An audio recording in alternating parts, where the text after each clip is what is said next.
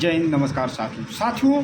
वर्तमान समय में आप लोग देख रहे हैं कि भारत के एक वीर शहीद क्रांतिकारी योद्धा भरत तिवारी जी के बारे में चर्चा हो रही है। भरत तिवारी जी के बारे में सभी जाति वर्ग के लोग, सभी धर्म के लोग, सभी भारतवासी एकजुट हैं।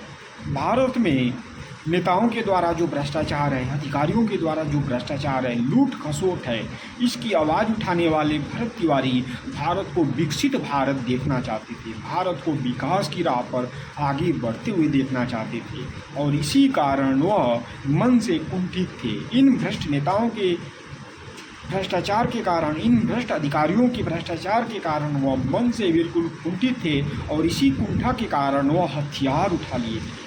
बहुत प्रयास के बाद उन्होंने हथियार उठाया। पहले शांति से अपने बातों को रखे, शांति से प्रेम पूर्वक अपने विचारों को रखे, लेकिन जब इन अधिकारियों के द्वारा, इन नेताओं के द्वारा उनके विचारों को इग्नोर किया गया तो हथियार उठाते हैं, पुलिस प्रशासनिक को, व्यवस्था को चुनौती देते हैं, बिहार सरकार को चुनौती देते हैं। साथियों, सच्चे देशभक्त थे, उनके विचारों से देशभक्ति झलकती थी। साथियों, इतने बहुत सारे वीडियो मैंने उनका देखा, क्यों उनके वीडियो में, किसी भी वीडियो में माँ बहन की गाली उन्होंने नहीं दिया।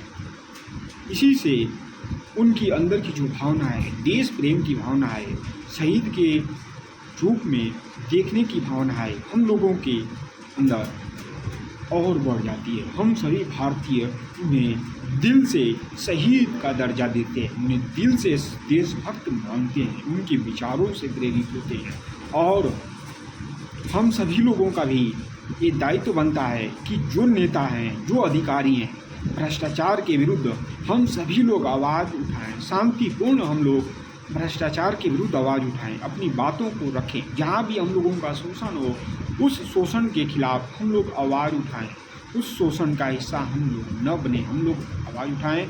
अपने देश को अगर विकसित बनाना है तो सभी भ्रष्टाचारियों, सभी भ्रष्ट नेताओं को, हम लोगों को सबक सिखाने का समय आ गया है। वैसे लोगों को, हम लोगों को बहिष्कार करना चाहिए। साथियों, हम सभी लोग भी एकजुट रहें, अपने देश के प्रति गलत का विरोध करें, देश में भ्रष्टाचार को बढ़ावा न दिया जाए, नेताओं के द्वारा जो वादा किया जाता है उन वादा को पूरा किया जाए। उनका, भरत तिवारी जी का एक विचार था कि नेताओं के द्वारा जो भी वादा किया जाता है वह वादा पूरा करें, अगर वादा नहीं पूरा करते हैं तो ऐसा वादा न करें, उनके द्वारा ये कहा गया था। लेकिन देख सकते हैं कैसी स्थिति बन गई है पूरे भारत में, बिहार में खासतौर पर। बिहार में उनके द्वारा सरेंडर कर दिया गया, पिस्तौल फेंक दिया गया, लेकिन फिर भी पुलिस पकड़ती है उन्हें और 5 गोली मार देती है, शहीद हो जाते हैं। बताइए कैसी स्थिति बन गई।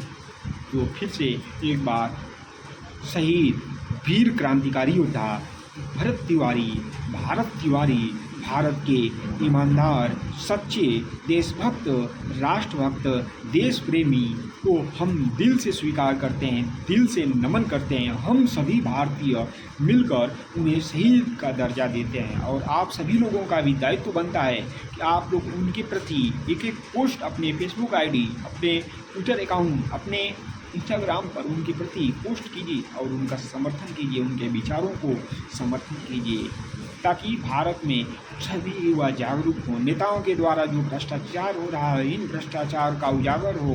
नेताओं के द्वारा जो अपनी संपत्ति को बढ़ाई जा रही है, इन संपत्तियों का भी उजागर किया जाए कि कैसी संपत्ति कहाँ से आई। अधिकारियों के द्वारा जो शोषण होता है, भ्रष्टाचार होता है, इनका भी उजागर किया जाना चाहिए और भारत को विकसित भारत के राह पर हम सभी लोगों का संकल्प होना चाहिए कि भारत विकसित बने। भारत के सभी लोग ईमानदारी से अपने कर्तव्यों का निर्वहन करें, ईमानदारी से देशभक्ति की भावना को अपने सीने में लगाकर इस भारत के लिए ईमानदारी से अपने कर्तव्य का निर्वहन करें। फिर से मैं भरत तिवारी जी को दिल से नमन करता हूँ। भरत तिवारी अमर रहें, भरत तिवारी अमर रहें, भरत तिवारी अमर रहें। जय हिंद साथियों।